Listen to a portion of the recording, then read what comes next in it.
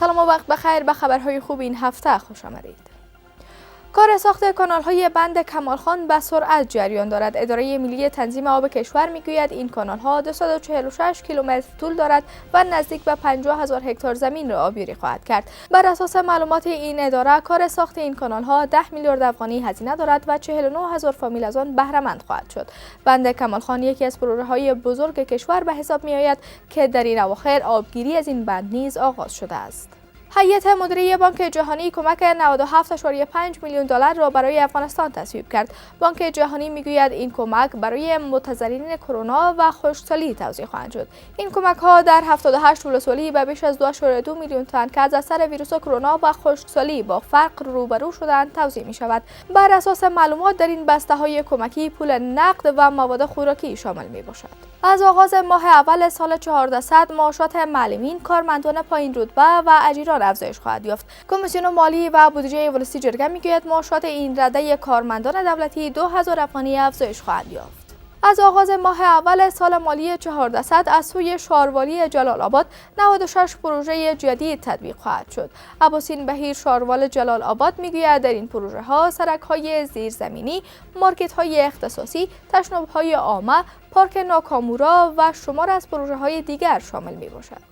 بس های عامه شهری در شهر کابل به فعالیت آغاز می کند. بر اساس معلومات شاروالی کابل، روند آزمایشی این بس ها در مسیر سرک احمد شاه بابا مینه فعال می شود و بعد از آن در 12 مسیر شهر کابل 260 بس فعالیت خواهد کرد. این بس های 8 سیلندر دیزلی ساخت شرکت اینترنشنال امریکایی است و خدمات با کیفیت تر را ارائه خواهد کرد.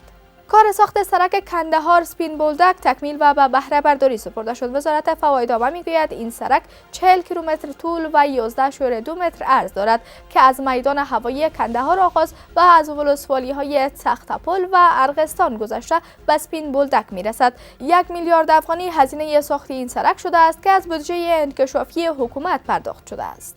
5 پروژه زیربنایی به ارزش نزدیک به 33 میلیون افغانی در ننگرهار به بهره برداری سپرده شد. اکبر رستمی سخنگوی وزارت زراعت، آبیاری و مالداری میگوید در این پروژه بازسازی کانال‌ها و ساخت دیوارهای استنادی شامل است. وی می‌افزاید با عملی شدن این پروژه ها 4000 جریب زمین آبیاری و 2500 جریب زمین از خطر سیلاب محافظت خواهد شد که در افزایش حاصلات و انکشاف اقتصاد رول به سزای خواهد داشت. حاصلات زعفران افغانستان از مرز 21 تن گذشت. وزارت زراعت و آبیاری و مالداری میگوید در سال 1399 در 8000 هکتار زمین زعفران کشت شده است که بخش زیاد از آن در ولایت هرات بوده است. بر اساس معلومات این وزارت، آب و هوای هرات برای کشت زعفران مناسب است.